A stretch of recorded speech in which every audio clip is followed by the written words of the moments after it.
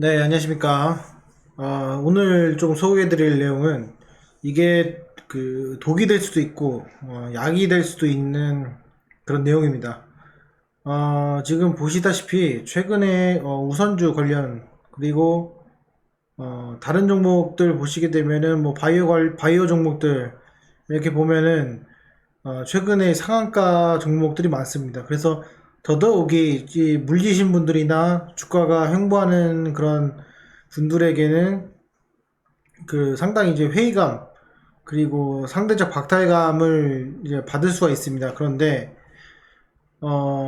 중요한 거는 본인의 원칙을 지키면서 가야 됩니다. 이게 결국엔 상한가를 쫓다 보면은 나중엔 상한가 때문에 본인이 여태까지 쌓아놓은 전 재산을 한 방에 날릴 수 있는 그런 아주 위험한 그런 방법 중에 하나입니다.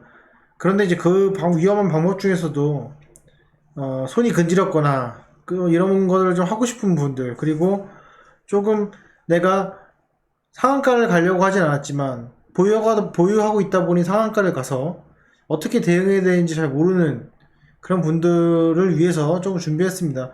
이건 제 개인적인 대응 방법들이기 때문에 한번 테스트를 해보시고 맞으신다면, 본인의 성향에 맞는다면 조금 이제 응용해 보시면 좋을 것 같습니다.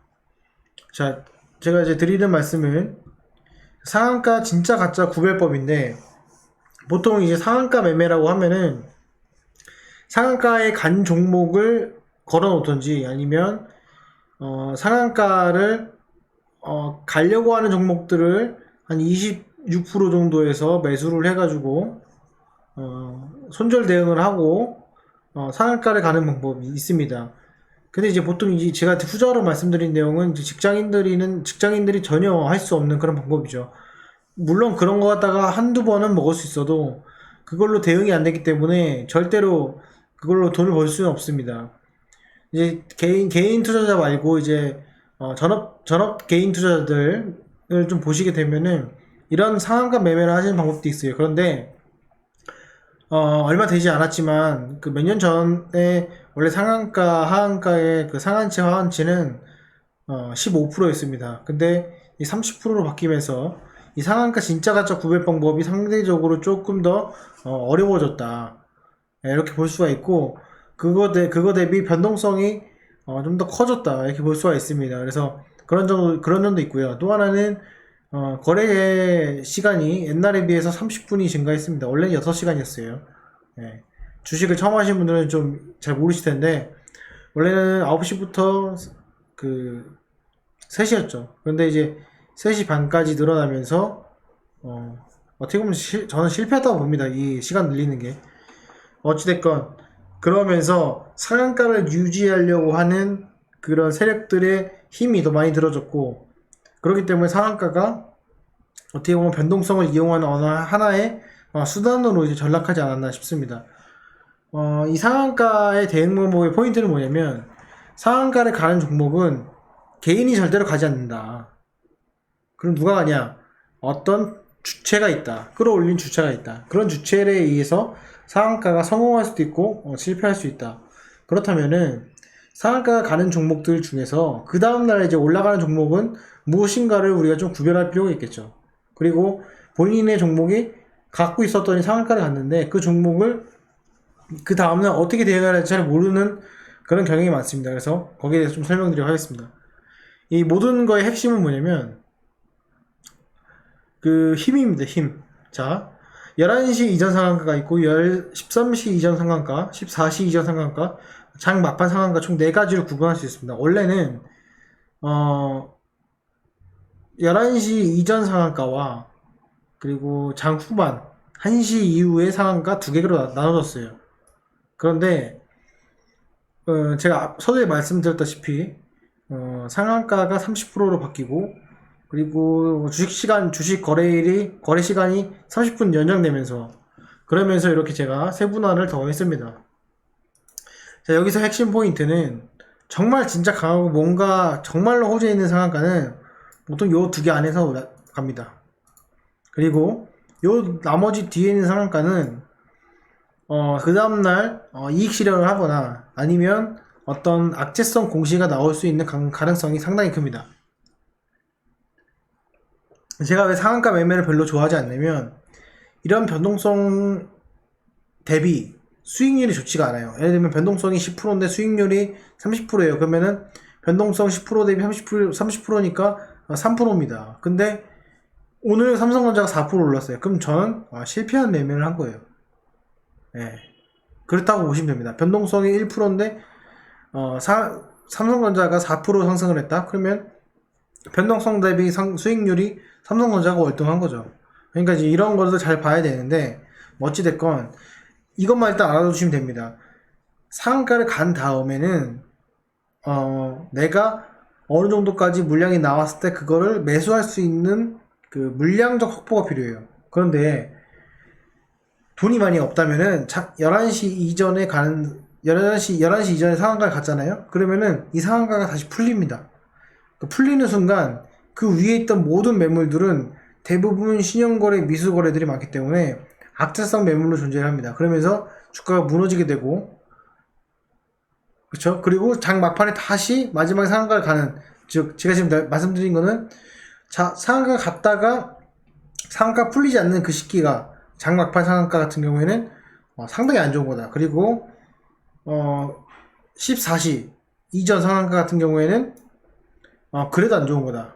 만약에 내가 상한가 관련된 종목을 그 다음날까지 보유하고 싶다면, 그리고 그 한 주간은 좀 내가 고려를 해보고 싶다면 반드시 요 범위 안에서 보통 들어와야 됩니다. 그리고 간혹 가다가 이 14시 이전에 나온 상한가들 중에서 공시가 나오는 것들이 있는데 그런 것들도 되도록이면 피하는 것이 좋다. 과거에 그리고 많이 해먹었던 공시 또는 그리고 뉴스 관련 업자와 어떻게 보면은 그 연관관계가 있는 그런 공시일 가능성이 큽니다. 자, 그리고 첫 번째, 그 다음, 상한가가 갔습니다. 그 상태에서 우리가 이제 필요한 거는 시간 외 거래를 속지 말아야 됩니다. 시간 외 거래에 하한가로 가든지, 하한 밑으로 빠지든지, 그런 것들은 전혀 신경 쓸 필요 없어요. 그거는 그 다음날 영향을 주지 않습니다. 그 시간 외 거래에 상한가 풀린다 하더라도, 그거는 크게 중요하지 않은 내용이에요. 왜냐면, 상한가가 안 풀리는 건 당연한 거지만 상한가 풀린다 하더라도 그 다음날 떨어지는 건 아닙니다. 그러니까 요거는 상관관계가 없다. 두 번째는 적겠습니다. 자, 그리고 재료를 확인하라. 자, 상한가 갔습니다. 그런데 아무리 눈을 씻고 쳐다봐도 공시나 뉴스나 아무것도 없어요. 그쵸? 그러면은 그거는 진짜 상한가일 가능성이 커요. 재료가 있다. 재료가 명백해요. 뉴스가 나오면서 상한가 가거나 어떤 재료가 있거나 재료가 있어서 상한가 가거나 그거는 거의 50대 50의 확률로 뻥일 가능성이 꽤 있습니다. 그래서 요점은 재료를 꼭 확인해라. 없는 것이 더 좋다. 없는 것이 더 좋다. 네, 없는 것이 빨간색이 좋은 걸로 하겠습니다. 더 좋다. 그렇죠? 그리고 있다면 팩트를 확인해라. 즉 무슨 말이냐면 어떤 뉴스에 그냥 돈 주고 쓴 내용인지 아니면 정말 공시인지 사실된 내용인지를 빨리 파악하는 것이 중요합니다. 그리고 그 종목의 상한가가 어떤 예를 들어 바이오 테마, 아니 백신 테마, 아니면 2차전지 테마, 그렇죠? 아니면 최근에 그 우선주 테마 이런 식으로 테마로 묶어진 상한가인지 확인할 필요가 있어요. 테마로 묶어진 상한가 같은 경우에는 그 다음날 옥석 가리기가 나옵니다. 즉 5종목이 똑같은 테마로 상한가가 간다고 하더라도 그 다음날 상한가가 가거나 거래가 터져도 상한가를 유지하거나 상승을 유지하는 종목이 대장이다. 그래서 다음날 꼭 그 테마의 상한가에 있는지 리스트를 뽑은 다음에 그 다음날 장 초반에 확인을 해야 된다. 이렇게 설명드릴 수 있습니다. 또 하나, 이것이 이제 개별 상한가인지도 구별해야 됩니다. 즉 어떤 실적이나 어떤 개인적인 이슈 아니면 공시로 인해서 개별 상한가인지 이 두 개를 구별하자. 그리고 그 다음으로는 이제 유통 주식수입니다. 예를 들어서 똑같은 상한가 갔을 때 유통 주식수가 1000만 주인 주식이랑 1억 주인 주식이랑 그 상한가의 그 행태가 틀립니다. 즉 셀트리온 헬스케어, 그렇죠? 셀트리온 제약같이 특히 셀트리온 같이 종목수가 많은 그 주식수가 많은 그 유통 주식수가 많은 그런 종목들을 상한가를 보내는 경우가 있어요. 그런데 그런 거는 여지없이 그때가 단기적 고점일 가능성이 크다. 그래서 유통 주식수가 적을수록 좋다, 이렇게 볼 수가 있습니다. 최소 500만 주 이상이 되겠죠. 이렇게 정리하도록 하겠습니다.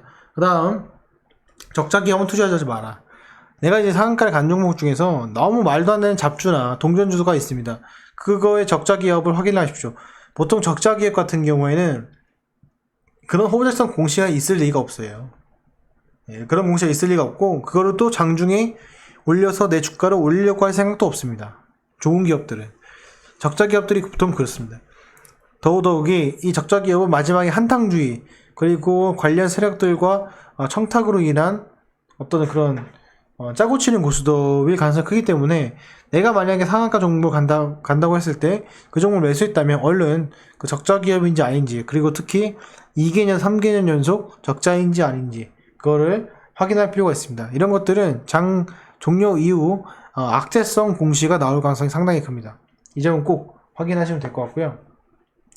그 다음날, 이제 이게 중요합니다. 다음날 시가를 확인하라. 이거 뭐냐면, 지금 이렇게 요거를 확인해서 4개의 패턴에 해당되는 상한가를 내가 매수를 했다면은 장 초반에 시가를 확인해야 됩니다. 시가가 갭상승으로 몇 프로를 가냐인데, 갭상승으로 2, 3%로 시작한다 그러면은 뒤도 보지 말고 던지는 게 좋습니다. 그게 아니라 최소 7% 이상 7% 이상 상승을 한다면은 그것도 장 초반에 매도할 준비를 하고 위로 올라갔을 때 윗꼬리가 형성되는지를 확인하고 대응하는 것이 좋습니다. 근데 만약에 10%, 15% 정도 이상으로 시작을 한다면 이거는 어느 정도 갭이 확보된 거기 때문에 그날은 조금 지켜볼 필요가 있다. 이렇게 볼 수가 있어요. 이 시가를 확인하는 것은 내가 수익을 극대화하려는 것보다는 뒤통수를 안 맞기 위한 겁니다. 그래서 시가가 나를 꼬시는, 나를 팔지 못하게 하는 어떤 수준에 있다. 예를 들면 시가 뭐 마이너스 10%면은 이미 망한 거죠. 근데 그게 아니라 플러스 3%, 플러스 4%, 요 정도면은 꼬시는 거예요. 팔지 말라고. 그 과정이 10분 이상, 15분 이상 반복이 되면은 결국에는 그 물량을 터는 과정이라고 볼 수가 있습니다. 그래서 그게 눈치가 채지면, 그리고 누가 물량을 크게 던지면 다음날 이제 하락을 할 가능성이 큽니다. 그래서 이 점은 반드시 참고를 하시고, 거기에 대한 예시를 하나만 보여드리겠습니다. 자, 이 왼쪽에 대한 내용은 전날 6월 17일 날 상한가 간 종목들입니다. 자, 이 중에서 다 모두 상한가 갔어요. 여기서 진짜 가짜를 우리가 구별을 해야 됩니다. 자, 어떻게 구별을 하냐. 자, 우선적으로 일단 너무 말이 안 되기 때문에 제외를 하겠습니다. 자, 여기서 보시면, 자, 경동제약입니다. 자, 경동제약 같은 경우에 상한가 같습니다. 그쵸? 자, 경동제약을 보시면 오늘 몇 프로 하락을 받냐면 마이너스, 저가 기준으로 봐야 됩니다. 왜냐면 저가에서 털리기 때문에. 저희는 마이너스 5.8%까지 빠지면서, 그리고 3.1%로 마감을 했습니다. 자, 우리가 여기서 주목할 점이 뭐냐면, 과연 이 전날에는 어떤 행태의 상한가였는지 그걸 한번 보도록 하겠습니다.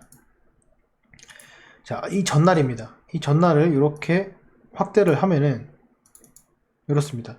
이렇게 되는데, 이렇게 해서 상한가가 가려고 하다가 주가가 빠졌고, 그쵸? 기다가 다시 상한가로 올렸어요. 올려서 상한가가 언제 갔죠? 이날 갔죠? 3시 이후에 갔습니다. 자, 이런 것들은 그 다음날 어떤 현상이 일어난다? 시가 자체가 보시면 0.45% 이런 식으로 시작을 합니다. 기대하도록. 그래서 주가 밑으로 쭉 빠지고, 여기서 못 버팁니다. 이렇게 빠지면은. 이렇게 빠지면 못 버텨요. 못 버티다가 오늘 다시 흘러내리는 그런 흐름으로 왔습니다. 이 단기적인 매매이기 때문에 이것도 지금 시세가 무너진 건 아니에요. 다만 상한가 근처에서 매수하는 사람은 지금 엄청난 그 마음의 고통과 손실이 왔다는 거죠. 그러니까 즉 요거는 확실히 이전에 매수를 하는 것이 좋습니다. 자, 좀 더 보겠습니다.